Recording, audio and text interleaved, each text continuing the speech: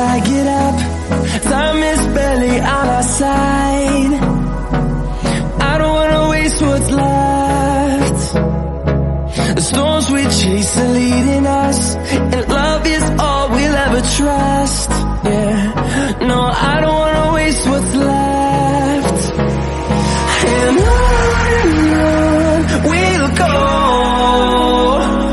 through the wastelands, through the highways, till my shadow turns to sun rays. And on we'll go, through the wastelands, through the highways, and on we'll go. दोस्तों नमस्कार। आज हम मुंशी प्रेमचंद्र जी द्वारा रचित प्रसिद्ध उपन्यास गोदान को लेकर आप सबों के बीच आए हैं। गोदान के 6 भागों का वीडियो हमने बना चुके हैं। आज हम सातवां भाग का वीडियो लेकर आप सबों के बीच आए हैं। वीडियो अच्छी लगने पर हमारे चैनल को लाइक, शेयर एंड सब्सक्राइब करें और बेल आइकन को दबाना ना भूलें। तो चलते हैं हम प्रेमचंद्र के प्रसिद्ध उपन्यास गोदान के 7वां भाग।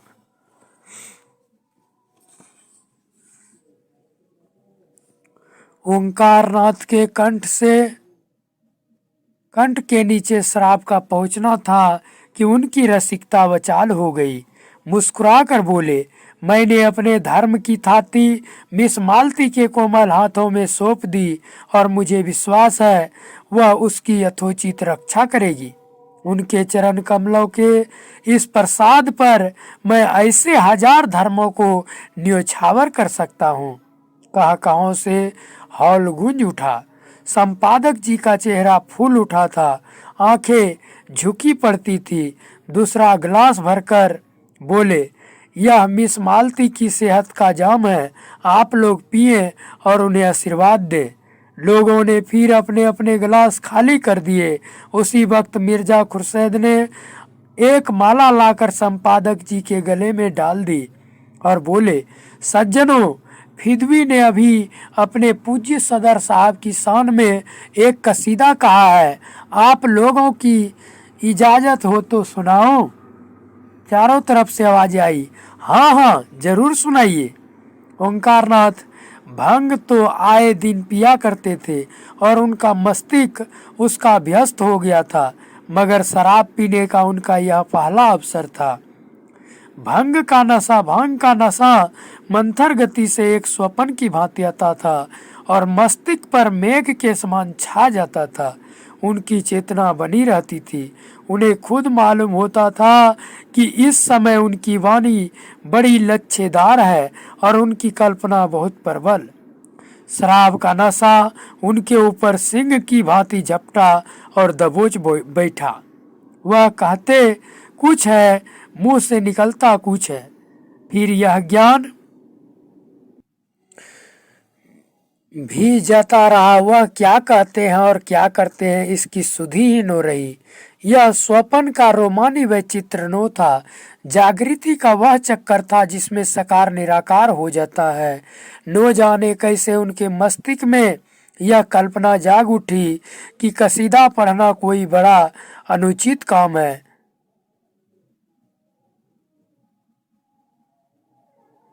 मेज पर हाथ पटक कर बोले, नहीं, कदापि नहीं, यहाँ कोई कसीदा नहीं होगा। हम सभापति है, हमारा हुक्म है, हम अभी इस सभा को तोड़ सकते हैं, सभी को निकाल सकते हैं, कोई हमारा कुछ नहीं कर सकता। हम सभापति है, कोई दूसरा सभापति नहीं है।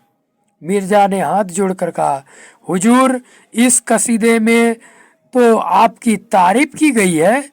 संपादक जी ने लाल पर ज्योतिहीन नेत्रों से देखा। तुम हमारी तारीफ क्यों की? बोलो, क्यों हमारी तारीफ की?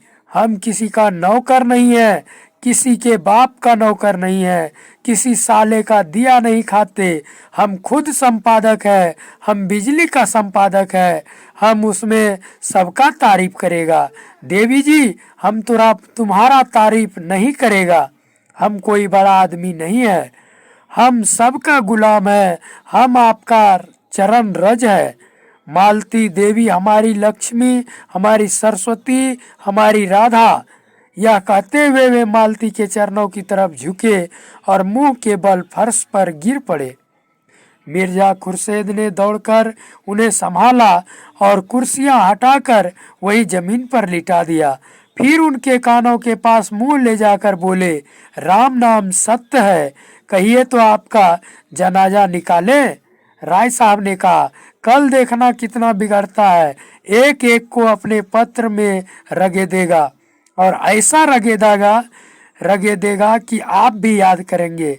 एक ही दुष्ट है, किसी पर दया नहीं करता, लिखने में तो अपना जोड़ नहीं रखता। ऐसा गधा आदमी कैसे इतना अच्छा लिखता है, यह रहस्य है। कई आदमियों ने संपादक जी को उठाया और ले जाकर उनके कमरे में लिटा दिया। उधर पंडाल में धनुष यज्ञ हो रहा था। कई बार इन लोगों को बुलाने के लिए आदमी आ चुके थे। कई हुक्काम भी पंडाल में आ पहुंचे थे। लोग इधर जाने को तैयार हो रहे थे कि सहसा एक अफगान आकर खड़ा हो गया।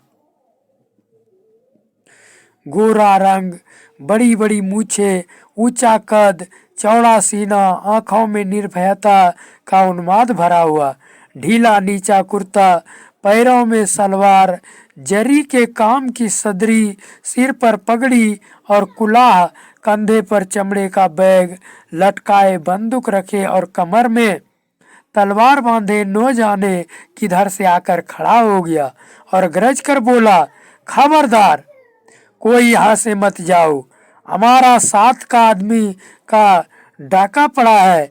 यहाँ का जो सरकार है हमारा आदमी को लूट दिया है, उसका माल तुमको देना होगा, एक एक कौड़ी देना होगा। कहाँ है सरदार, उसको बुलाओ। राय साहब ने सामने आकर क्रोध भरे स्वर में कहा, कैसी लूट, कैसी डाका, यह तुम लोगों का काम है, यहाँ कोई किसी को नहीं लूटता। साफ साफ कहो क्या मामला है। अफगान ने आंखें निकाली और बंदूक का कुंदा जमीन पर पटक कर बोला, हमसे पूछता है कैसा लूट कैसा डाका, तुम लूटता है, तुम्हारा आदमी लूटता है। हम यहाँ की कोठी का मालिक है, हमारी कोठी में 50 जवान है, हमारा आदमी रुपए तहसील कर लाता है, 1000 वह तुम लूट लिया और कहता है कैसा डाका। हम बतलाएगा कैसा डाका होता है। हमारा 2500 जवान अब आता है, हम तुम्हारा गांव लूट लेगा। कोई साला कुछ नहीं कर सकता, कुछ नहीं कर सकता। खन्ना ने अफगान के तेवर देखे तो चुपके से उठे कि निकल जाए। सरदार ने जोर से डांटा, कहाँ जाता है तुम, कहीं नहीं जा सकता। नहीं, हम सबको कत्ल कर देगा, अभी फायर कर देगा, हमारा तुम कुछ नहीं कर सकता। हम तुम्हारा पुलिस से नहीं डरता, पुलिस का आदमी हमारा शकल देखकर भागता है। हमारा अपना कौंसल है, हम उसके खत लिखकर लॉर्ड साहब के पास जा सकते हैं। हम यहाँ से किसी को नहीं जाने देगा। तुम हमारा 1000 रुपया लूट लिया, हमारा रुपया नहीं देगा तो हम किसी को जिंदा नहीं छोड़ेगा। तुम सब आदमी दूसरे के माल की लूट करता है और यहाँ मासूक के साथ शराब पीता है। मिस मालती उसकी आंख बचाकर कमरे से निकलने लगी कि वह बाज की तरह टूटकर उनके सामने आ खड़ा हुआ। बोला, तुम इन बदमाशों से हमारा माल दिलवाए, नहीं हम तुमको उठा ले जाएगा, अपनी कोठी में जश्न मनाएगा। तुम्हारा हुस्न पर हम आशिक हो गया। या तो हमको 1000 अभी अभी दे दे, या तुमको हमारे साथ चलना पड़ेगा, तुमको हम नहीं छोड़ेगा। हम तुम्हारा आशिक हो गया है, हमारा दिल और जिगर फटा जाता है। हमारा इस जगह 50 जवान है। इस जिला में हमारा 500 जवान काम करता है। हम अपने कबीले का खान है। हमारे कबीला में 10,000 सिपाही है। हम काबुल के अमीर से लड़ सकता है। अंग्रेज सरकार हमको 20,000 सालाना खिराज देता है। अगर तुम हमारा रुपया नहीं देगा तो हम गांव लूट लेगा और तुम्हारा मासूका को उठा ले जाएगा। खून करने में हमको लुत्फ आता है। हम खून का दरिया बहा देगा। मजलिस पर आंतक छा गया। मिस मालती अपनी चाहकना भूल गई। खन्ना की पिंडलियां कांप रही थी। बेचारे चोट चपेट के भय से एक मंजिले बंगले में रहते थे। जीने पर चढ़ना उनके लिए सूली पर चढ़ने से कम न था। गर्मी में भी डर के मारे कमरे में सोते थे। राय साहब को ठकुराई का अभियान था। वह अपने ही गांव में एक गैर से डर जाना हास्यास्पद समझते, लेकिन उसकी बंदूक को क्या करते। उन्होंने जरा भी ची चपड़ किया और इसने बंदूक चलाई। हुश तो होते ही है ये सब, और निशाना भी। इन सबों का कितना अचूक होता है। अगर उसके हाथ में बंदूक न होती तो राय साहब उससे सिंग मिलाने को भी तैयार हो जाते। मुश्किल यही थी कि दुष्ट किसी को बाहर नहीं जाने देता, नहीं दम के दम में सारा गांव जमा हो जाता और इसके पूरे जत्थे को पीट पीट कर रख देता। आखिर उन्होंने दिल मजबूत किया और जान पर खेल कर बोले, हमने आपसे कह दिया कि हम चोर डाकू नहीं है। मैं यहाँ की काउंसिल का मेंबर हूँ और यह देवी जी लखनऊ की सुप्रसिद्ध डॉक्टर है। यहाँ सभी शरीफ और इज्जतदार लोग जमा हैं। हमें बिल्कुल खबर नहीं आपके आदमियों को किसने लूटा। आप जाकर थाने में रपट करें।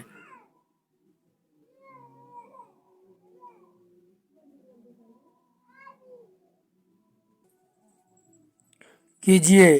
खान ने जमीन पर पैर पटके, पैतरे बदले और बंदूक को कंधे से उतारकर हाथ में लेता हुआ दहाड़ा, मत बकबक करो। काउंसिल का मेंबर को हम इस तरह पैरों से कुचल देता है, जमीन पर पांव रगड़ता है। हमारा हाथ मजबूत है, हमारा दिल मजबूत है। हम खुदा ताला के सिवा और किसी से नहीं डरता। तुम हमारा रुपया नहीं देगा तो हम राय साहब की तरफ इशारा कर अभी तुमको कत्ल कर देगा। अपनी तरफ बंदूक की नली देखकर राय साहब झुककर मेज के बराबर आ गए। अजीब मुसीबत में जान फंसी थी। शैतान बरबस कहे जाता है। तुमने हमारा रुपए लूट लिए। नो कुछ सुनता है, नो कुछ समझता है, नो किसी को बाहर जाने आने देता है। नौकर चाकर सिपाही प्यादे सब धनुष यज्ञ देखने में मग्न थे। जमींदारों के नौकर यूं भी आलसी और कामचोर होते ही हैं। जब तक 10 दफे नो पुकारा जाए बोलता नहीं। और इस वक्त तो वे एक शुभ काम में लगे हुए थे। धनुष यज्ञ उनके लिए केवल तमाशा नहीं, भगवान की लीला थी। अगर एक आदमी भी इधर आ जाता तो सिपाहियों को खबर हो जाती और दम भर में खान का सारा खान पान निकल जाता। दाढ़ी के एक एक बाल नोच जाते। कितना गुस्सेवर है। होते भी तो जल्लाद है। नो मरने का गम, नो जीने की खुशी। मिर्जा साहब ने चकित नेत्रों से देखा। क्या बताऊं, कुछ अक्ल काम नहीं करती। मैं आज अपनी पिस्तौल घर छोड़ आया, नहीं तो मजा चखा देता। खन्ना रोना मुंह बनाकर बोले, कुछ रुपए देकर किसी तरह इस बला को टालिए। राय साहब ने मालती की ओर देखा। देवी जी, अब आपकी क्या सलाह है। मालती का मुखमंडल तमतमा रहा था। बोली, होगा क्या, मेरी इतनी बेइज्जती हो रही है और आप लोग बैठे देख रहे हैं। 20 मर्दों के होते एक उज्जड़ पठान मेरी इतनी दुर्गति कर रहा है और आप लोगों के खून में जरा भी गर्मी नहीं आती। आपको जान इतनी प्यारी है, क्यों एक आदमी बाहर जाकर शोर नहीं मचाता। क्यों आप लोग उस पर झपट कर उसके हाथ से बंदूक नहीं छीन लेते। बंदूक ही तो चलाएगा, चलाने दो, 1 या 2 की जान ही तो जाएगी, जाने दो। मगर देवी जी मर जाने को जितना आसान समझती थी और लोग नो समझते थे। कोई आदमी बाहर निकलने की फिर हिम्मत करे और पठान गुस्से में आकर 10-5 फायर कर दे तो यहाँ सफाया हो जाएगा। बहुत होगा पुलिस उसे फांसी की सजा दे देगी। वह भी क्या ठीक, एक बड़े कबीले का सरदार है, उसे फांसी देते हुए सरकार भी सोच विचार करेगी। ऊपर से दबाव पड़ेगा, राजनीति के सामने न्याय को कौन पूछता है। हमारे ऊपर उल्टे मुकदमे दायर हो जाए और दंडकारी पुलिस बिठा दी जाए तो आश्चर्य नहीं, कितने मजे में हंसी मजाक हो रहा था। अब तक ड्रामा का आनंद उठाते होता इस शैतान ने आकर एक नई विपत्ति खड़ी कर दी। और ऐसा जान पड़ता है बिना 2-1 खून किए मानेगा नहीं। खन्ना ने मालती को फटकारा, देवी जी आप तो हमें लताड़ रही है, मानो अपनी प्राण रक्षा करना कोई पाप है। प्राण का मोह प्राणी मात्र में होता है और हम लोगों में भी हो तो कोई लज्जा की बात नहीं। आप हमारी जान इतनी सस्ती समझती है, यह देखकर मुझे खेद होता है। 1000 का ही तो मुआमला है, आपके पास मुफ्त के 1000 है, उसे देकर क्यों नहीं विदा कर देती। आप खुद अपनी बेइज्जती करा रही है, इसमें हमारा क्या दोष। राय साहब ने गर्म होकर कहा, अगर इसने देवी जी को हाथ लगाया तो चाहे मेरी लाश नहीं तड़पने लगे, यही तड़पने लगे, मैं उससे भिड़ जाऊंगा। आखिर वह भी आदमी ही तो है। मिर्जा साहब ने संदेह से सिर हिलाकर कहा, राय साहब आप अभी इन सबों के मिजाज से वाकिफ नहीं है।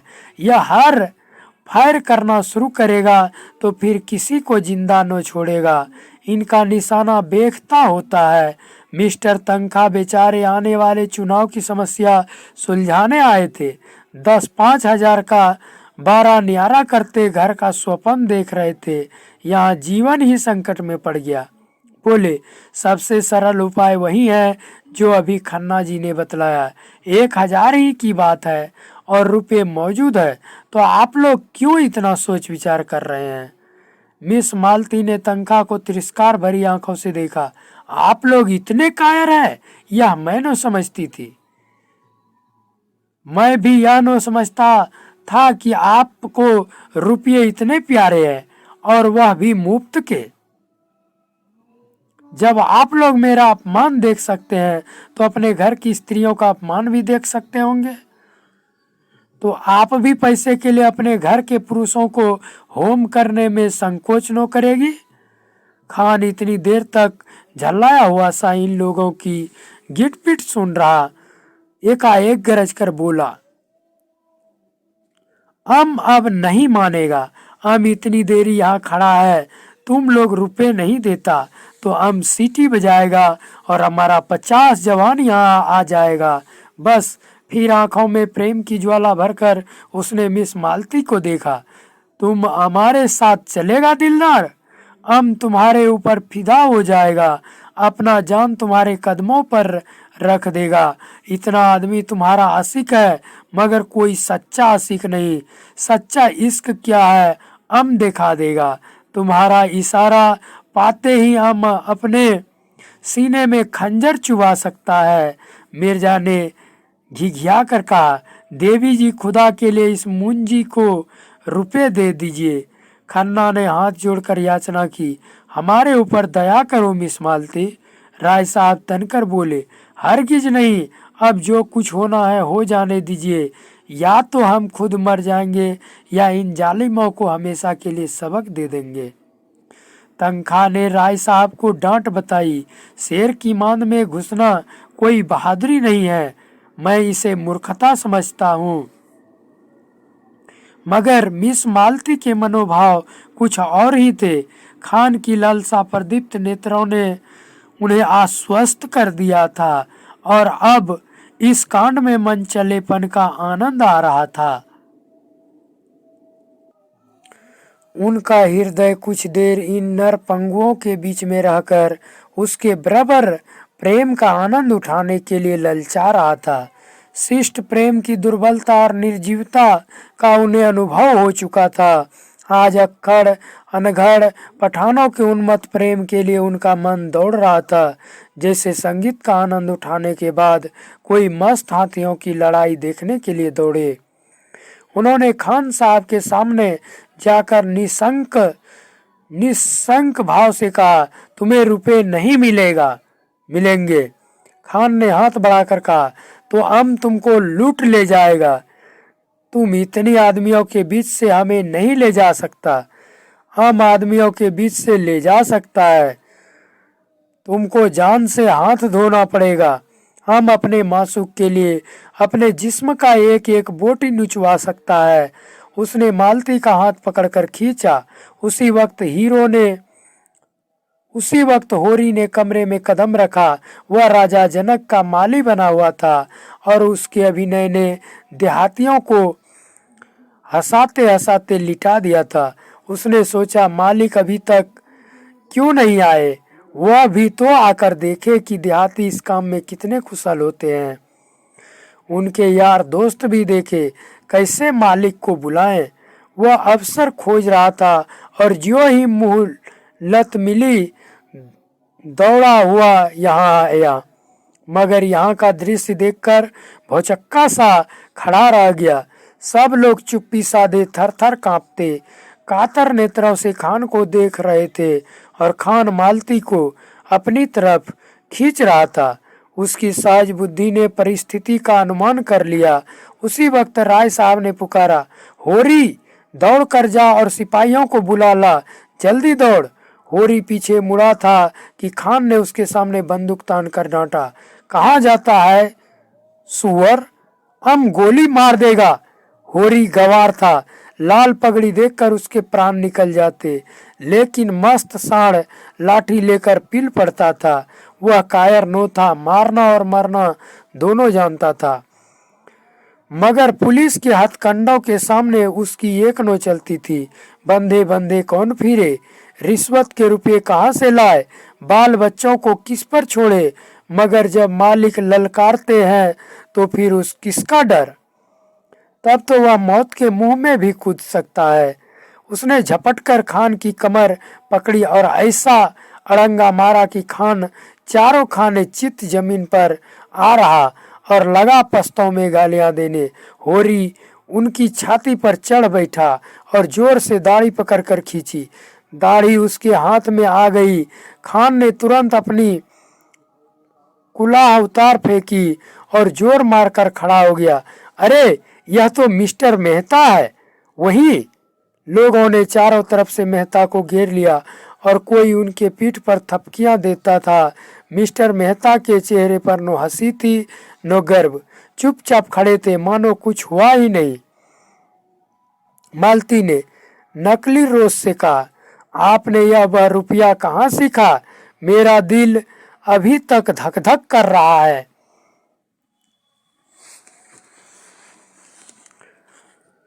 मेहता ने मुस्कुराते हुए कहा, इन भले आदमियों की जवामर्दी की परीक्षा ले रहा था।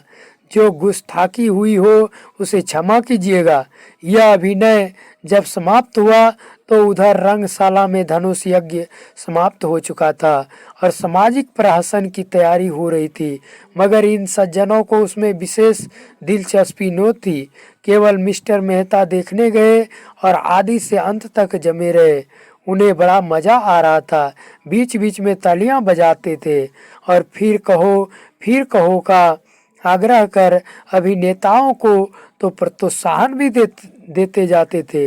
राय साहब ने इस प्रहसन में एक मुकदमेबाज देहाती जमींदार का खाका उड़ाया था। कहने को प्रहसन था, मगर करुणा से भरा हुआ। नायक का बात बात में कानून की धाराओं का उल्लेख करना, पत्नी पर केवल इसलिए मुकदमा दायर कर देना कि उसने भोजन तैयार करने में जरा सी देर कर दी। फिर वकीलों के नखरे और देहाती गवाहों की चालाकियां और झांसे पहले गवाही के लिए चटपट तैयार हो जाना, मगर इजलास पर तलबी के समय खूब मनावन करना और नाना प्रकार की फरमाइशें कर उल्लू बनाना, ये सभी दृश्य देखकर लोग हंसी के मारे लोटपोट हो जाते थे। सबसे सुंदर वह दृश्य था जिसमें वकील गवाहों को उनके बयान कर रहा था। गवाहों का बार बार भूले करना, वकील का बिगड़ना, फिर नायक का देहाती बोली में गवाहों को समझाना और अंत में इजलास पर गवाहों का बदल जाना ऐसा सजीव और सत्य था कि मिस्टर मेहता उछल पड़े और तमाशा समाप्त होने पर नायक को गले लगा लिया और सभी नटों को एक एक मेडल देने की घोषणा कर दी। राय साहब के प्रति उनके मन में श्रद्धा के भाव जाग उठे। राय साहब स्टेज के पीछे ड्रामे का संचार रहे थे। मेहता दौड़कर उनके गले लिपट गए और मुग्ध होकर बोले, आपकी दृष्टि इतनी पैनी है, इसका मुझे अनुमान न था। दूसरे दिन जलपान के बाद शिकार का प्रोग्राम था। वहीं किसी नदी के तट पर बाग में भोजन बने, खूब जल क्रीड़ा की जाए और शाम को लोग घर आए, देहाती जीवन का आनंद उठाया जाए। जिन मेहमानों को विशेष काम था वह तो विदा हो गए, केवल वे ही लोग बचे रहे जिनकी राय साहब से घनिष्ठता थी। मिसेज खन्ना के सिर में दर्द था, नो जा सकी और संपादक जी इस मंडली से जले हुए थे और उनके विरुद्ध एक लेखमाला निकालकर इनकी खबर लेने के विचार में मग्न थे। सब के सब छटे हुए गुंडे हैं, हराम के पैसे उड़ाते हैं और मूछों पर ताव देते हैं। दुनिया में क्या हो रहा है इन्हें क्या खबर, इनके पड़ोस में कौन मर रहा है इन्हें क्या परवाह, इन्हें तो अपने भोग विलास से काम है। यह मेहता जो फिलोसफर बना फिरता है उसे यही धुन है कि जीवन को संपूर्ण बनाओ। महीने में 1000 मार लेते हो, तुम्हें अख्तियार है। जीवन को संपूर्ण बनाओ या परिपूर्ण बनाओ। जिसको यह फिक्र दबाए डालती है कि लड़कों का ब्याह कैसे हो या बीमार स्त्री के लिए वैद्य कैसे आए या अब की घर का किराया किसके घर से आएगा, वह अपना जीवन कैसे संपूर्ण बनाए। छूटे साढ़ बने दूसरे के खेत में मुंह मारते फिरते हो और समझते हो संसार में सब सुखी है। तुम्हारी आंखें तब खुलेगी जब क्रांति होगी और तुमसे कहा जाएगा, बच्चा खेत में चलकर हल जोतो, तब देखें तुम्हारा जीवन कैसे संपूर्ण होता है। और वह जो है मालती जो 72 घाटों का पानी पीकर भी मिस बनी फिरती है, शादी नहीं करेगी, इससे जीवन बंधन में पड़ जाता है और बंधन में जीवन का पूरा विकास नहीं होता। बस जीवन का पूरा विकास इसी में है कि दुनिया को लूटे जाओ और निर्द्वंद विलास किए जाओ। सारे बंधन तोड़ दो, धर्म और समाज को गोली मारो, जीवन के कर्तव्यों को पास न फटकने दो, बस तुम्हारा जीवन संपूर्ण हो गया। इससे ज्यादा आसान और क्या होगा।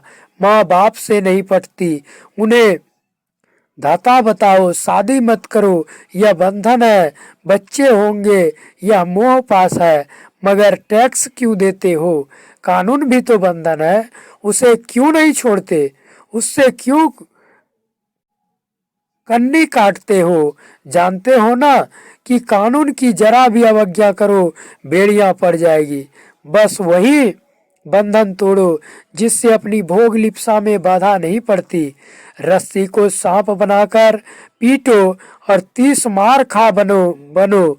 जीते सांप के पास जाओ ही क्यों, वह फुंकार भी मारेगा तो लहरें आने लगेगी, उसे आते देखा तो दुम दबाकर भागो। यह तुम्हारा संपूर्ण जीवन है। 8 बजे शिकार पार्टी चली। खन्ना ने कभी शिकार न खेला था, बंदूक की आवाज से कांपते थे, लेकिन मिस मालती जा रही थी, वह कैसे रुक सकते थे। मिस्टर तनखा को अभी तक इलेक्शन के विषय में बातचीत करने का अवसर न मिला था। शायद वह अवसर मिल जाए। राय साहब के अपने इस इलाके में आने जाने से आदमियों से एक संबंध भी हो जाता है और रोब भी रहता है। कारकुन और प्यादे भी सचेत रहते हैं। मिर्जा खुर्शीद को जीवन के नए अनुभव प्राप्त करने का शौक था, विशेषकर ऐसे जिनमें कुछ साहस दिखाना पड़े। मिस मालती अकेले कैसे रहती, उन्हें तो रसिकों का जमघट चाहिए। केवल मिस्टर मेहता शिकार खेलने के सच्चे उत्साह से जा रहे थे। राय साहब की इच्छा तो थी कि भोजन की सामग्री, रसोइया, कहार, खिदमतगार सब साथ चले, लेकिन मिस्टर मेहता ने इसका विरोध किया। खन्ना ने कहा, आखिर वहाँ भोजन करेंगे या भूखे मरेंगे? मेहता ने जवाब दिया, भोजन क्यों ना करेंगे, लेकिन आज हम खुद अपना सारा काम करेंगे। देखना तो चाहिए कि नौकर के बगैर हम जिंदा रह सकते हैं या नहीं। मिस मालती पकाएगी और हम लोग खाएंगे। देहातों में हाड़ियां और पत्तल मिल ही जाते हैं और ईंधन की कोई कमी नहीं। शिकार हम करेंगे ही। मालती ने गिला किया, क्षमा कीजिए, आपने रात मेरी कलाई इतनी जोर से पकड़ी कि अभी तक दर्द हो रहा है। काम तो हम लोग करेंगे, आप केवल बताती जाइएगा। मिर्जा खुर्शीद बोले, अजी आप लोग तमाशा देखते रहिएगा, मैं सारा इंतजाम कर दूंगा। बात ही कौन सी है, जंगल में हाड़ी और बर्तन ढूंढना हिमाकत है। हिरन का शिकार कीजिए, भुनिए खाइए और वहीं दरख्त के साए में खर्राटे लीजिए। यही प्रस्ताव स्वीकृत हुआ। 2 मोटरें चली, एक मिस मालती ड्राइवर कर रही थी, दूसरी खुद राय साहब। कोई 20-25 मील पर पहाड़ी प्रांत शुरू हो गया। दोनों तरफ ऊंची पर्वतमाला दौड़ी चली आ रही थी। सड़क भी पेंचदार होती जाती थी। कुछ दूर चढ़ाई के बाद एकाएक ढाल आ गया और मोटर नीचे की ओर चली। दूर से नदी का पाट नजर आया, किसी रोगी की भांति दुर्बल नी स्पंदाकार पर एक घने वट वृक्ष की छाह में कारें रोक दी गई और लोग उतरे। यह सलाह हुई कि 2-2 की टोली बने और शिकार खेलकर 12 बजे तक यहाँ आ जाए। मिस मालती मेहता के साथ चलने को तैयार हो गई। खन्ना मन में ऐंठ कर रह गए। जिस विचार से आए थे उसमें जैसे पंचर हो गया। अगर जानते मालती दगा देगी तो घर लौट जाते, लेकिन राय साहब का साथ उतना रोचक न होते हुए भी बुरा न था। उनसे बहुत सी मुआमले की बातें करनी थी। खुर्शीद और तनखा बचे रहे। उनकी टोली बनी बनाई थी। तीनों टोलियां एक एक तरफ चल दी। कुछ दूर तक पथरीली पगडंडी पर मेहता के साथ चलने के बाद मालती ने कहा, तुम तो चले ही जाते हो, जरा दम ले लेने दो। मेहता मुस्कुराए, अभी तो हम 1 मील भी नहीं आए, अभी से थक गई? थकी नहीं, लेकिन क्यों ना जरा दम ले लो। जब तक कोई शिकारी हाथ न आ जाए हमें आराम करने का अधिकार नहीं। मैं शिकार खेलने न आई थी। मेहता ने अनजान बनकर कहा, अच्छा यह मैं जानता था, फिर क्या करने आई थी? अब तुमसे क्या बताऊं। हिरणों का एक झुंड चरता हुआ नजर आया। दोनों एक चट्टान के आड़ में छिप गया और निशाने बांधकर गोली चलाई। निशाना खाली गया, झुंड भाग निकला। मालती ने पूछा, अब? कुछ नहीं, चलो फिर कोई शिकार मिलेगा। दोनों कुछ देर तक चुपचाप चलते रहे। फिर मालती ने जरा रुककर कहा, गर्मी के मारे बुरा हाल हो रहा है, आओ इस वृक्ष के नीचे बैठ जाएं। अभी नहीं, तुम बैठना चाहती हो तो बैठो, मैं तो नहीं बैठता। बड़े निर्दयी हो तुम, सच कहती हूँ। जब तक कोई शिकार न मिल जाए मैं बैठ नहीं सकता। तब तो मुझे मार ही डालोगे। अच्छा बताओ, रात तुमने मुझे इतना क्यों सताया? मुझे तुम्हारे ऊपर बड़ा क्रोध आ रहा था। याद है तुमने मुझे क्या कहा था? तुम हमारे साथ चलेगा दिलदार? मैं न जानती थी तुम इतने शरीर हो। अच्छा सच कहना, तुम उस वक्त मुझे अपने साथ ले जाते? मेहता ने कोई जवाब न दिया, मानो सुना ही नहीं। दोनों कुछ दूर चलते रहे। एक तो जेठ की धूप, दूसरे पथरीला रास्ता। मालती थक कर बैठ गई। मेहता खड़े खड़े बोले, अच्छी बात है, तुम आराम कर लो, मैं यहीं आ जाऊंगा। मुझे अकेले छोड़कर चले जाओगे? मैं जानता हूँ तुम अपनी रक्षा कर सकती हो। कैसे जानते हो? नए युग की देवियों की यही सिफ्त है, वह मर्द का आश्रय नहीं चाहती, उससे कंधा मिलाकर चलना चाहती है। मालती ने झेपते हुए कहा, तुम कोरे फिलोसफर हो मेहता। सच। सामने वृक्ष पर एक मोर बैठा हुआ था। मेहता ने निशाना साधा और बंदूक कंधे पर रख कर कहा, तुमने मुझे नहीं अपने आप को साफ दिया। शिकार मिल जाता तो मैं तुम्हें 10 मिनट की मोहलत देता। अब तो तुमको फौरन चलना पड़ेगा। मालती उठकर मेहता का हाथ पकड़ती हुई बोली, फिलासफरों को शायद हृदय नहीं होता। तुमने अच्छा किया विवाह नहीं किया, उस गरीब को मार ही डालते। मगर मैं यूं ना छोड़ूंगी, तुम मुझे छोड़कर नहीं जा सकते। मेहता ने एक झटके से हाथ छुड़ा लिया और आगे बढ़े। मालती सजल नेत्र होकर बोली, मैं कहती हूँ मत जाओ। नहीं, मैं इसी चट्टान पर सिर पटक दूंगी। मेहता ने तेजी से कदम बढ़ाए। मालती उन्हें देखती रही। जब वह 20 कदम निकल गए तो झुंझला कर उठी और उनके पीछे दौड़ी। अकेले विश्राम करने में कोई आनंद न था। समीप आकर बोली, मैं तुम्हें इतना पशु न समझती थी। मैं जो हिरन मारूंगा उसकी खाल तुम्हें भेंट करूंगा। खाल जाए भाड़ में, मैं अब तुमसे बात न करूंगी। कहीं हम लोगों के हाथ कुछ न लगा और दूसरे ने अच्छे शिकार मारे तो मुझे बड़ी झेप होगी। एक चौड़ा नाला मुंह फैलाए बीच में खड़ा था। बीच की चट्टानें उसके दांतों सी लगती थी। धार में इतना वेग था कि लहरें उछली पड़ती थी। सूर्य मध्याह्न पर आ पहुंचा था और उसकी प्यासी किरणें जल में क्रीड़ा कर रही थी। मालती ने प्रसन्न होकर कहा, अब तो लौटना पड़ा। क्यों? उस पार चलेंगे, वहीं तो शिकार मिलेंगे। धारा में कितना वेग है, मैं तो वह जाऊंगी, मैं तो बह जाऊंगी।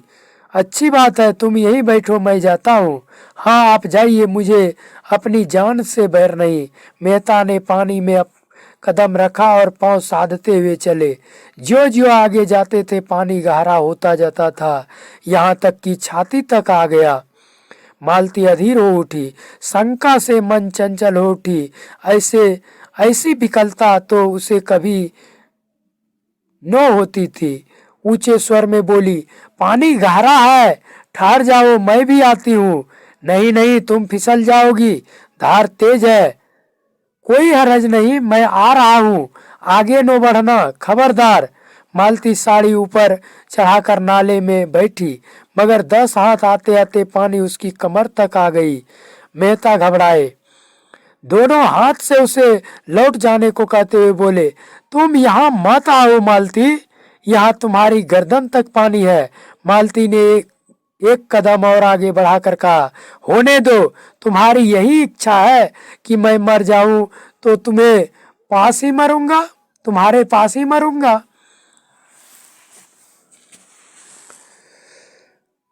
मालती पेट तक पानी में थी। धार इतनी तेज थी कि मालूम होता था कदम उखड़े। मेहता लौट पड़े और मालती को एक हाथ से पकड़ लिया।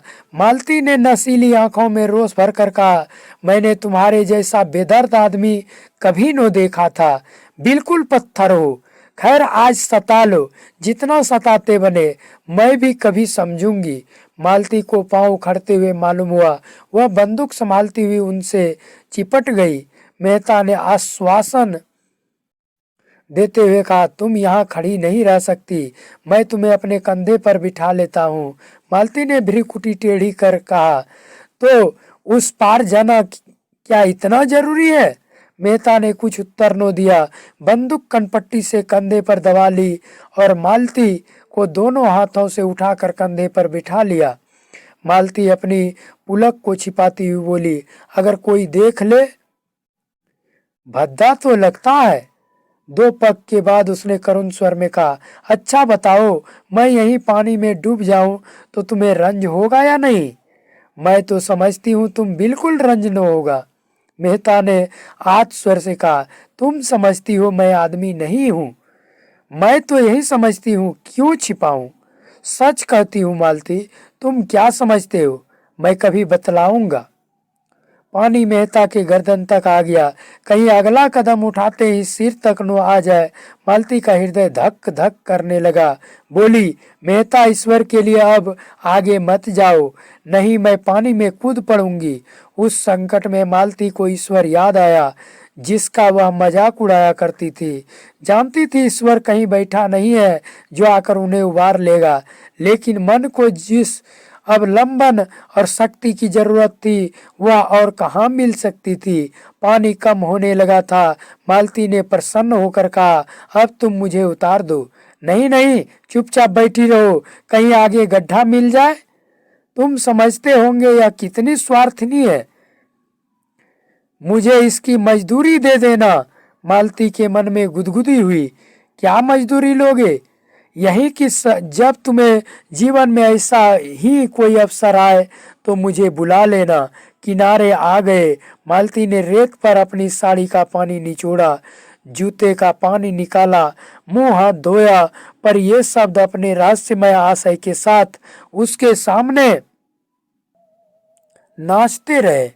दोस्तों, भाग 7 अब हम यहीं समाप्त करते हैं, क्योंकि वीडियो बहुत लंबा हो जाएगा। फिर हम जल्द ही भाग 8 को लेकर आप सबों के बीच आएंगे। तब तक के लिए नमस्कार। हंसते रहिए, मस्त रहिए, स्वस्थ रहिए और मन से पढ़ते रहिए। जय हिंद, जय भारत।